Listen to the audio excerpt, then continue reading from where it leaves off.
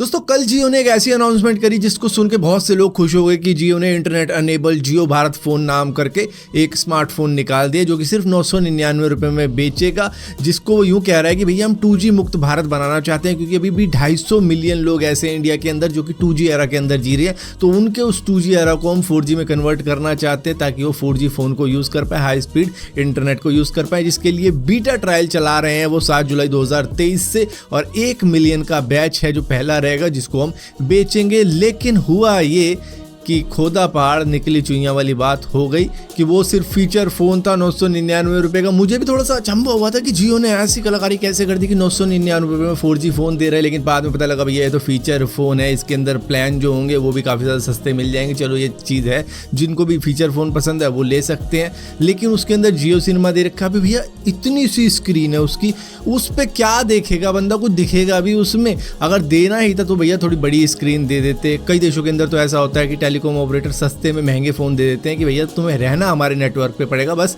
ये सस्ते में ले जाओ। तो इस तरीके की भी चीज़ें करते, लेकिन यहाँ पे नहीं करी इन्होंने, तो मुझे तो मज़ा नहीं आया। खैर दोस्तों, आपको याद होगा आज से कुछ महीनों पहले यूएस ने अपने अलायंस के साथ में साठगांठ करके कुछ ऐसी प्लानिंग बनाई थी कि चाइना के पास में एडवांस सेमीकंडक्टर चिप नहीं पहुंचनी चाहिए, इनकी टेक्नोलॉजी ज़्यादा एडवांस नहीं होनी चाहिए। और वो हो कैसे सकती थी? बस इनके पास में एडवांस सेमीकंडक्टर वाली तो टेक्नोलॉजी पहुंच जाए या फिर चिप पहुंच जाए, तो वो दोनों ही स्टॉप करने की पूरी कोशिश की गई है यूएस के द्वारा, जिसकी वजह से अब फाइनली चाइना ने भी रिएक्ट कर डाला है। उन्होंने एक्सपोर्ट ही रिस्ट्रिक्टेड कर दिया है उन की कंपोनेंट का जिससे कि इस तरीके की सेमीकंडक्टर चिप्स बनाई जाती है, जैसे कि गैलियम होगा, जर्मेनियम हो गया, और ये मेटल ज़्यादातर चाइना के अंदर ही प्रोड्यूस किया जाता है। चाइना दुनिया का सबसे बड़ा प्रोड्यूसर है इन मेटल्स का, तो वही वो स्टॉप कर रहे हैं दूसरी कंट्री को देना, क्योंकि उसके लिए स्पेशल लाइसेंस परमिट करेंगे कि भैया लाइसेंस होगा तो ही ये एक्सपोर्ट की जा सकती है।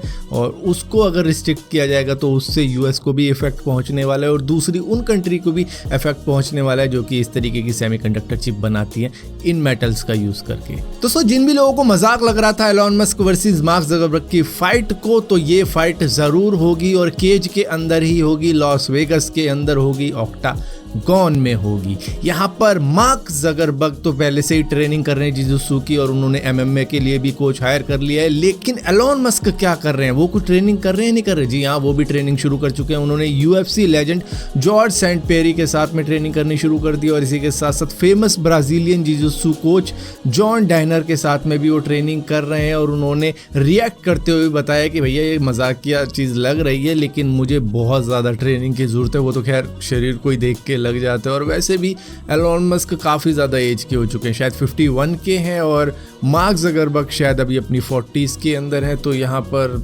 10 साल का अंतर बहुत है एलॉन मस्क को हराने के लिए। दोस्तों, एआई का कमाल तो आप हर जगह पर देख रहे होंगे, लेकिन अब एआई जनरेटेड मेडिसिन भी तैयार की जा रही है। दरअसल हांगकांग बेस्ड एक कंपनी है इन सिलिको मेडिसिन, जिन्होंने तैयार करी है एक ऐसी मेडिसिन जिसके ह्यूमन क्लिनिकल ट्रायल भी शुरू होने वाले हैं। दरअसल एक लंग डिजीज होता है जिसको इडियोपैथिक पल्मरी फाइब्रोसिस कहा जाता है। अब इसको इडियोपैथिक इसलिए कहा जाता है क्योंकि इसका कॉज मालूम ही नहीं है कि किस वजह से होता है, लेकिन होता किसी वायरस की वजह से है जिसकी वजह से लंग डैमेज होना शुरू हो जाता है। तो एआई ने एक मेडिसिन डिजाइन करी कि इस मेडिसिन से शायद काम हो सकता है, तो उसके ह्यूमन ट्रायल अब शुरू होने वाले हैं हांगकांग के अंदर। दोस्तों, आपने सभी लोगों को कहते हुए सुना होगा कि सूरज की धूप हमारे शरीर के लिए अच्छी होती है, इससे विटामिन डी मिलता है, हड्डियां मजबूत होती हैं, ये सारी चीजें तो हैं। लेकिन जो लोग ज्यादा सूरज की धूप ले लेते हैं उनका ये हाल भी हो जाता है। इनको हो गया है सन पॉइजनिंग, इसको सीवियर फॉर्म ऑफ सनबर्न भी कहा जाता है, क्योंकि कई लोग बीच पे लौटना पसंद करते हैं ना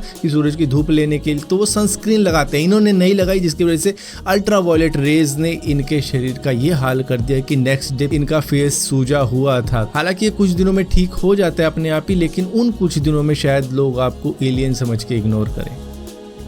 दोस्तों, ये चीज़ आजकल बहुत ज़्यादा कॉमन होती जा रही है कि जो कुछ डिलीवरी एजेंट होते हैं जिनकी मतलब दिमाग सही नहीं होता है, वो लड़कियों के जैसे ही उनको नंबर मिल जाते हैं उनको तंग करना शुरू कर देते हैं। ऐसे केस आपने शायद जोमेटो के भी सुने होंगे कि मतलब लड़की को मैसेज आने शुरू हो गए थे, या फिर किसी दूसरी डिलीवरी सर्विस के सुने होंगे। और अभी रिसेंटली डोमिनोज का एक डिलीवरी एजेंट था जो कि लड़की को प्रपोज करने लग गया नेक्स्ट डे ही जैसे ही उसका नंबर मिला। अभी नंबर मिल कैसे जाते हैं? जैसे ही डिलीवरी करने उस जगह पर पहुंचते हैं वहाँ पे कॉल करते होंगे और शायद लड़की से मिलते होंगे जब उनको कोई प्रोडक्ट दे रहे होंगे, या फिर फिर कॉल पे बात कर रहे होंगे कि कहाँ आना है कहाँ नहीं आना। तो मतलब उस तरीके से इनको नंबर मिल जाते हैं, जिसके बाद में ये लड़कियों को तंग करना शुरू कर देते। तो यहाँ पर एक डिलीवरी एजेंट पकड़ा गया है डोमिनोज का, जो कि पिज़्ज़ा की डिलीवरी करने एक लड़की के घर पहुँचा था और नेक्स्ट डे कुछ ये मैसेज कर रहा था कि भैया मैं आपको पसंद करता हूँ, ये वो फलाना ढिमकाना, पता नहीं क्या क्या बातें करनी शुरू कर चुका। तो इस तरीके की सर्विसेज को करना चाहिए